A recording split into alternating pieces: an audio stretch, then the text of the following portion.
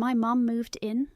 Her new husband, he refused to let me eat dinner together. BCIIM, not his family, not part of the family. When my mum told me she was getting remarried, I was cautiously optimistic. After my dad passed away, she had been lonely, and I hoped Robert would bring some joy back into her life. I knew it would be an adjustment, but I was ready to support her and make the best of our new situation. Robert moved into our house a month after the wedding.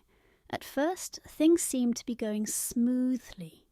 He was polite and tried to be friendly, although there was always a certain stiffness in his manner. He started making changes around the house, rearranging furniture, replacing some of the decorations, and even buying new kitchen appliances. I tried to roll with it, figuring he was just trying to make the place feel like his home too. The first sign of trouble came during our dinners. In our house, dinner had always been a special time for my mom and me to catch up and share our days. But the first week Robert was there, he insisted on having dinner at 7 p.m. sharp. It wasn't a big deal at first, just a change from our usual routine. But then, one evening as I was setting the table, Robert stopped me. "Why are you setting a place for yourself?" he asked, his tone cold and detached. I was taken aback. "Because I live here, and it's dinner time." He shook his head. "This is a family dinner. You're not part of this family." I stood there, stunned. My mum walked into the room just then, sensing the tension. "Robert, what do you mean? Of course she's part of the family," she said, her voice shaky but firm. "She's your daughter, not mine. She should understand that things are different now. We need our own space," he replied, his eyes locking onto mine with a challenging look. I looked at my mum, hoping she would defend me, but she just stood there, torn and silent. The room felt suffocating. "I'll eat in my room," I muttered, grabbing my plate and walking away before they could see the tears welling up in my eyes. From that night on, I ate dinner alone in my room. My mum would sometimes bring me leftovers and try to apologise, but the hurt and betrayal ran deep. I could see she was struggling, caught between her new husband and me. The warmth and closeness we once shared were fading, replaced by an unspoken tension that hung over the house. I spent more time out of the house, staying late at school and hanging out with friends to avoid going home. My grades started slipping and I felt like a stranger in my own life. The home that once felt safe and comforting now felt like a battlefield where I was always on the losing side. Months passed, and the divide between us only grew wider. My relationship with my mum deteriorated as she continued to side with Robert. I started saving up money, determined to move out as soon as I could. The day I finally left, my mum hugged me tightly, tears streaming down her face. "I'm so sorry," she whispered. I didn't know what to say, so I just nodded and walked away, carrying my bags and broken heart with me. It's been years since then. I've built a new life for myself away from the toxic environment that Robert created. My mum and I have slowly started to rebuild our relationship, but it will never be the same. The scars run too deep, a constant reminder of a time when I was made to feel like I didn't belong in my own home. # rebuilding. Life moving out was both terrifying and liberating. I rented a small apartment on the other side of town, scraping by with the savings I had and a part-time job at a local bookstore.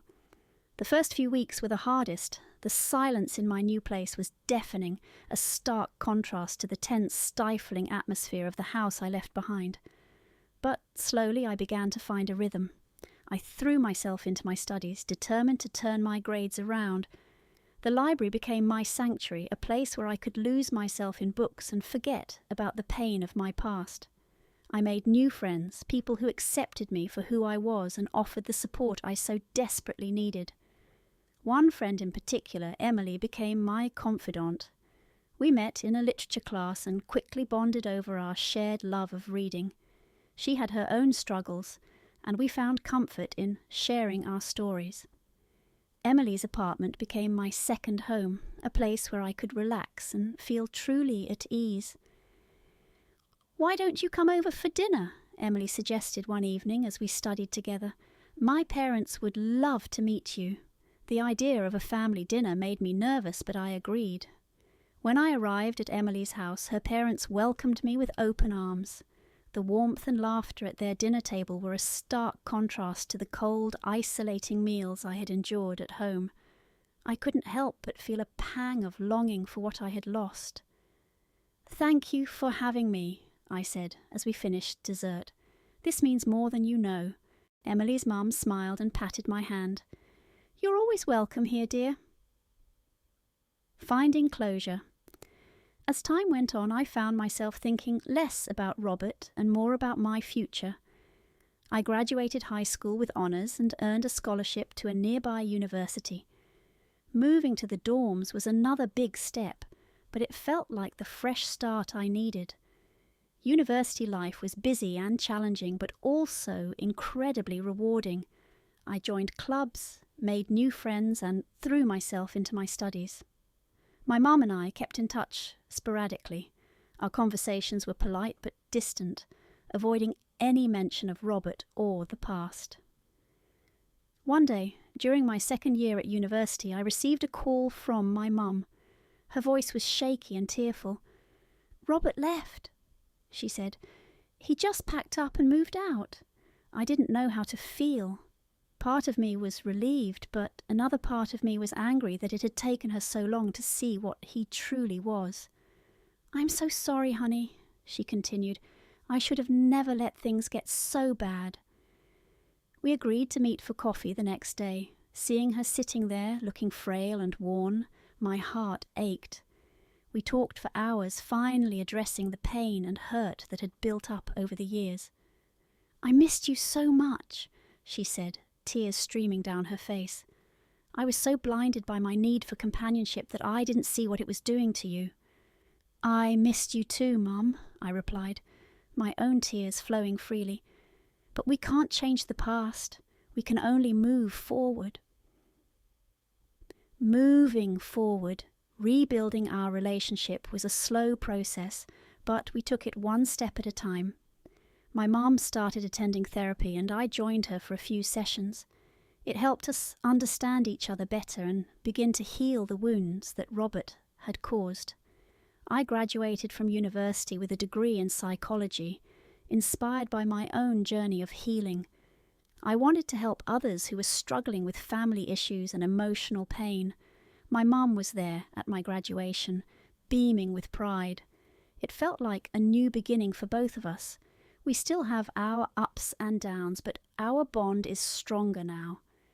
We've learned to communicate openly and honestly, and we make an effort to spend time together. I've forgiven her for the past, and she's working hard to make amends. As for Robert, he's a distant memory.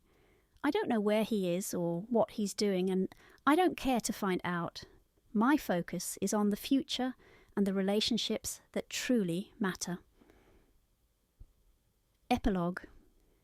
Years later, I find myself sitting at a dinner table surrounded by friends and family.